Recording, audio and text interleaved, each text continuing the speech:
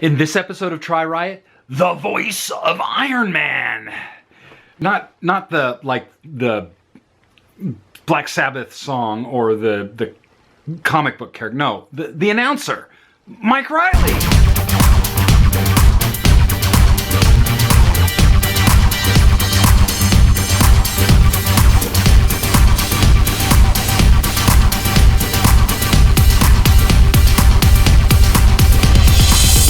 Welcome to TriRiot, the web show that explores the mysteries of why ordinary people push themselves to extraordinary limits. I'm LG, and I recently had the opportunity to sit down with one of the most well-known personalities in the world of triathlon, Mike Reilly. Now, Mike started competing in triathlon in the late 70s or so, but since then, he has been a driving force in the growth and development of our sport. From selling power bars and running shoes to producing races and sitting on the advisory council of the World Triathlon Corporation, Mike possibly knows more about triathlon than anyone. He's been involved with Active.com, Events.com, Raceplace Magazine, even Triathlon Business International. But he's most well known for greeting athletes as they come across finish lines of Ironman races all over the world with his famous call, "You are an Ironman!" I'm with Mike Reilly, the voice of Ironman. Many of you will know Mike. He is probably the most well-known personality in the world of triathlon. He has welcomed many athletes across the finish lines of Ironman races around the world with his signature call, "You are an Ironman!" That was close. Was it really? Yeah, it's not bad. I didn't even think it was Not bad. close. I knew I was going to grace you right away. Yeah.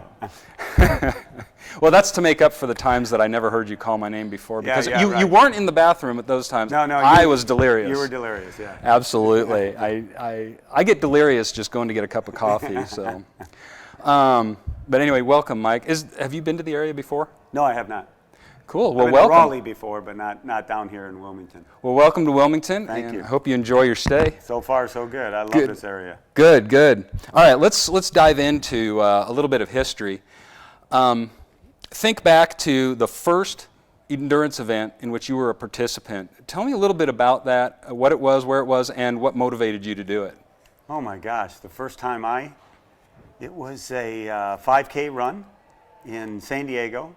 I had just gotten there, moved there from Ohio, and decided, was running with buddies in Balboa Park in San Diego, and got into running and ran a 5K, and I thought it was the coolest thing ever, and I go, I got to keep doing this. And from there, it just blossomed to 5Ks, 10Ks, half marathons, triathlons, and everybody knows the story. We just, you get addicted to it, which is a good addiction. And, Yeah. Then I stayed in the endurance business. But what initiated the entry into that 5K? Did somebody tell you? For example, Lori, my wife, said, "You're going to do this," and so I did it, and that's how I got in. To think back, that's interesting. Nobody's ever asked me that question, because I wrestled in college, and when I moved to San Diego, I got hooked up with a guy who was an endurance athlete. He was my dentist here in San Diego, and he goes, "We go to Balboa Park and we do these runs," so we did these. And I go, "I ran in college to cut weight for wrestling.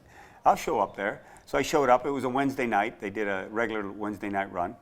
And there's about 8 guys and a girl. And this was probably 77. Yeah, 1977. And I'm thinking, who's this girl here running with these guys? You just didn't see that very often. So we took off, and they said, we're going to run a 6-mile kind of a hilly route. And I'm thinking, well, I ran 3 miles once when I was in college to cut weight. 6 miles, I can double that. Well, we took off, and who's at the front but this girl just pounding away, and all the guys are following. I'm thinking, this can't be right. And that run, I stayed with them, but that run ruined me for the next week. I couldn't walk. And then she was Sue Cren, and she's passed away, God bless her. And the next year, she finished 3rd at the Boston Marathon. So, it was Wow. like, I got in, and then I just got hooked. I said, I got to keep, so I kept going back with the group. And then there was a race all the time in Southern California, and we'd go and we'd run it. Are you still doing this today? Are you still competing and running endurance today? I'm not competing as much, just because I'm on the microphone so much, but I'm training like I do an Ironman. Mm-hmm. I mean, I'm on my bike all the time. I swim, I run, mostly ride. What I ask a lot of the people that I talk to is, while we're on the topic of you as a participant, is a favorite race story or a funny race story that has happened to you. Oh gosh, while I was running a race. It's not a favorite. I remember it like crazy. There was a thing back in the early 80s about fasting, and if you fasted the day before the race, you cleared your body of toxins and all. And I actually did it before a marathon. And I was always running, you know, in the high 240s, 250s, and I was running this race, and I go, I'm ready. In the first 13 miles, I felt like $1 million, and I couldn't believe how bad I hit the wall at 14 miles. Wow. And I was just completely, unbeknownst to me, I was completely depleted. And I kept taking stuff on the course, but it wasn't enough because I didn't have any fuel in the system from that. And it was the worst experience. I mean, I still ran like 3:04 or something, and I felt bad about myself. Wow. Yeah, back then, everybody ran fast. And, but I just never forgot. And I look back at it, that was the stupidest thing you could ever have done. Yeah. But then somebody said, hey, I fasted and I ran my PR. Two things I want to ask you about in your professional life. Power bar sales rep. That fascinated me when I read about that. And I was curious, what was the general sport nutrition environment like at that time? Oh, it was nothing. You know, I was an independent sports rep, and I repped Saucony and a lot of lines in endurance. And when the power bar thing came along, they had no real distribution in California, is where I was at. And I had a rep agency. So I went and talked right to Brian Maxwell, the creator and owner of Power Bar. I went up there and I said, what is this? And I remember tasting my first chocolate bar going, oh my God. Yeah. Dude, you're going out of business. People eat this? You're going to go out of business. But, you know, he perfected it and softened it up, and then I started representing. I was the first Power Bar rep in the West to start taking it into stores. And, you know, people I had relationships with, running shoe stores or general sporting goods stores, go, Reilly, are you kidding me? But then all of a sudden, people started figuring out they needed some good nutrition in a short form, not being a candy bar or something, you know. And it was just for endurance. Yeah. So it was kind of cool. And it was the only one there at the time, wasn't it? Yeah, there was nothing else. The number of bars nowadays, if you go to a grocery store, they're in the hundreds. And Brian and his family put together out of their kitchen, he and his wife, and the rest is history. That seems like the way a lot of them start. Is out of somebody's, the good ones, anyway, start in somebody's kitchen. Let me move on to the Saucony Triathlon Team. How did that come about? Because that was one of the first, wasn't it? You know, I was there. I handled the 13 Western states for Saucony with my agency, and it was an agency that a partner and I had, and I was repping Saucony, and I was in the triathlon market in Southern California, and I finally said to Saucony, I go, guys, we got to sell into the triathlon market. There's triathletes out there, not just runners. And they're usually runners who turn to triathlon, and let's put together a team. And I also represented the Tinley clothing line at the same time. So I talked to Scott, and Scott said, yeah, I'll wear the shoes, and you know, for a certain money. And I go, okay, here we go. And we put together a triathlon team with Tinley and Greg Welch and Carol Montgomery, and who else was on the team? There's another Aussie, I'm forgetting his name. What year was this? This was 1979, 80. Oh, this was, okay, so this was before 81. Tinley's big year at Kona. Yeah, he did 80, you know, he won it in 82. So yeah, he was wearing Saucony in those years. You've been asked a lot about announcing. You talk a lot about that. People are always wanting to know. I'm kind of curious how you developed your voice. If you just started right off, this was something you were born with, or it's something you had to work on? I have no idea. I have in the past taken voice lessons. I've taken acting lessons on the projection of your voice and how to use your diaphragm and breathe through the speaking so you don't lose your voice. You know, there's things, people go, I can't believe you lose your voice. And the biggest fear I have in life is losing my voice on race day. Knock on wood, it hasn't happened yet. Yeah.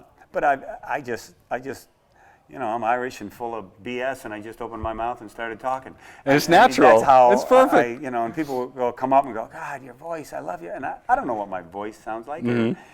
So I just, you know, my goal is just to make sure everybody feels fantastic when they finish. And I want to make Don't sure the worry about the crowd- little details as long as it's all coming Yeah, together. Yeah, it just seems to be coming together, and they like Absolutely. what they hear. And working the crowd, I guess, is the same way. It's just something that you do. Well, everybody has something inside. They have someone inside them that wants to break loose. And we go through life sitting in a cube at an office or whatever we do for work, and you've got your family life, you're juggling and everything. And people love letting loose. All I do is just give it that spark, and they do the rest. Yeah. And I've always been able to tune into a crowd and tune into an audience and kind of know how they're feeling and what's going on with them.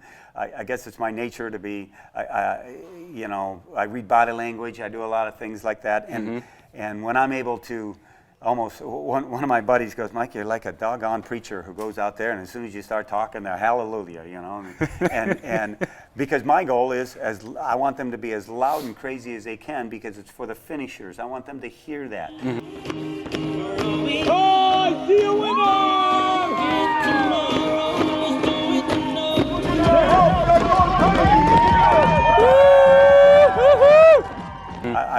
I tell the crowd, come on, make them go deaf when they come on in. Yeah. They even bring the octave up even more. Sure. So it's, I just give them that spark, and they'll take off from there. And if Yeah. they start waning a little, I'll spark them again. And I tell them, the iron spectators, I call them, you've got to Yeah. go home with sore hands and sore voices. Then you Yeah. gave everything you could give to those athletes. One last question, and that is for somebody interested in announcing, how do they go about it? How do they get started? I get asked that a lot. My first few years for announcing, I did a lot of announcing just because I put myself out there, and I said, hey, I'd like to announce your event, and didn't take any money and just kept doing it. I try to do charity events, and then people start coming to you and say, hey, how would you like to do the event? And when they ask Yeah. you, then you can start, well, okay, I can do it for this amount, and I'm available. I think what you have to do is you have to really be able to take some hard criticism, and the ones who are close to you can give you the great criticism of how they think you're doing.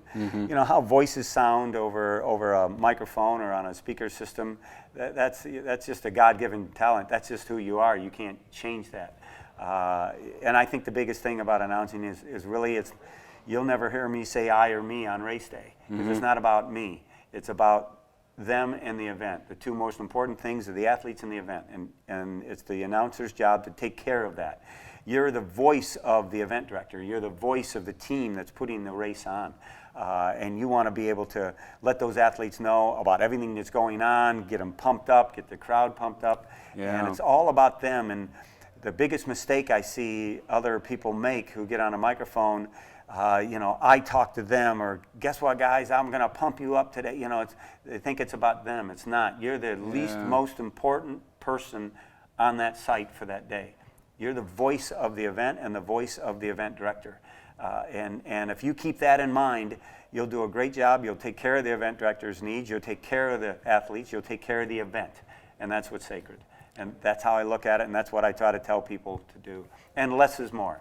Some people who like to bring someone in and talk, and they're forgetting about the next one coming, or they like telling story after story. Yeah. It's not like you're having a one-on-one conversation with somebody where you can do that. So less is more on the microphone, and the pauses are important. And it's after the guy hits a home run in the playoff game, and Vin Scully will say nothing for 15 seconds. Yeah. There's no reason to. Yeah. Less is more. Yeah, absolutely. Well, thank you so much. Well, I you're welcome. appreciate I appreciate you doing this. This was fun. All right. Well, I hope to see you tomorrow. I hope I'm not too delirious. I hear your voice. I'll make sure of that. Don't be delirious. Well, it's even a 56-mile bike, and I'll be wiped out. Good. Yeah. After Be wiped that out. whole thing. Well, I hope you enjoyed that interview as much as I did talking with Mike. Mike's a great guy, very kind, very generous with his time, and he was very patient with me and my questions, and I just enjoyed it immensely. If you want to see the full unedited interview, I've posted a link to it down in the YouTube comments down here, or if you have a browser that's enabled with all the special click on the screen types of things, click right here. Okay, that's about all I've got for right now. Oh, wait, I can't leave yet. I want to send out a big thank you to my beautiful camera operator, Lori Gould, and another big thank you to Andrew. I don't know your last name, but you know who you are. You were in the interview room with us. In fact, it was your room, and we barged in while you were trying to work. And for half an hour or 45 minutes, you let us do our thing. And Andrew, I thank you for that. All right, that's it. Until next time, and next time will probably be the report card, my report card on Ironman, North Carolina. All right, till then, stay to the right, pass on the left, keep on smiling. For TriRiot, I'm LG. 59-year-old physician, Joe Bradfield, Dr.